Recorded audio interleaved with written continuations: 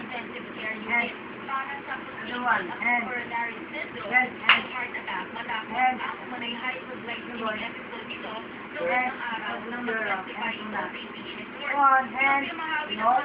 Without S, isa lang hinihingi. Ang blood sugar level ni Corona noong Martes. Diabetic si Corona at dalawang beses nang na-heart bypass operation. Ito ay noong 1995 at 2008. Ang hypoglycemia ay maaaraw na maging sanhi ng atake sa puso. Samantalang ang hapon ay inabas ng Senate Public Relations Office ang video ni Corona matapos bigla ang paglabas nito sa session hall. Sa video, isang nakaupo at pinakakain ng biscuit at ng soft drinks ang punong maestrado. At sabi niya ang kanyang may bahay na si Mrs.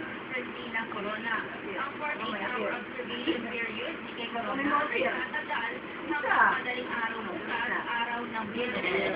Tapos pa lang ito malalaman kung pagkakaroon siyang bumalik sa impeachment court.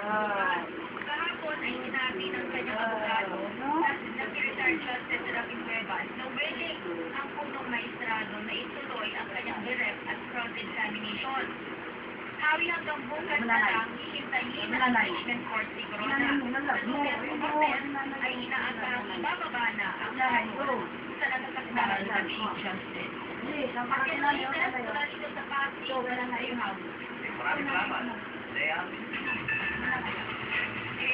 Impeachment court ang pagharap ni Chief Justice Corona hanggang sa Biyernes. Hindi kasi natuloy ang pag-cross-examine sa kanyang posisyon. Dahil nanatili siya sa ICU. So, ganyan, mga kapalyan natin, si Attorney Enel Asuncion, isang expert sa matter of evidence. Magandang umaga, Attorney Asuncion. Magandang umaga, Harry. Okay, balikan lang natin sandali yung testimony ni Chief Justice. Inamin niya na may dollar account siya at wala ito sa kanyang statement of assets sa liability network. Pero sinasabi naman niya na mataas yung bank confidentiality. So, totoo naman yun na may patak na gano'n at sumasunod ng siguro. That's correct.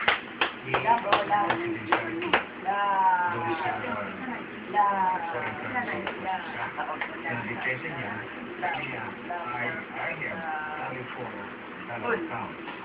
I didn't declare yung sasalan ko. Because I have no legal obligation kanya to declare. Because of that, I'm responsibility. So, first, make existence of the dollar account. Second, it means na hindi niya dineclare yung sasalan niya. Ang defense niya, absolutely confidential. Okay, pero about the argument doon, na hindi naman absolute yung confidentiality at may obligasyon din siya na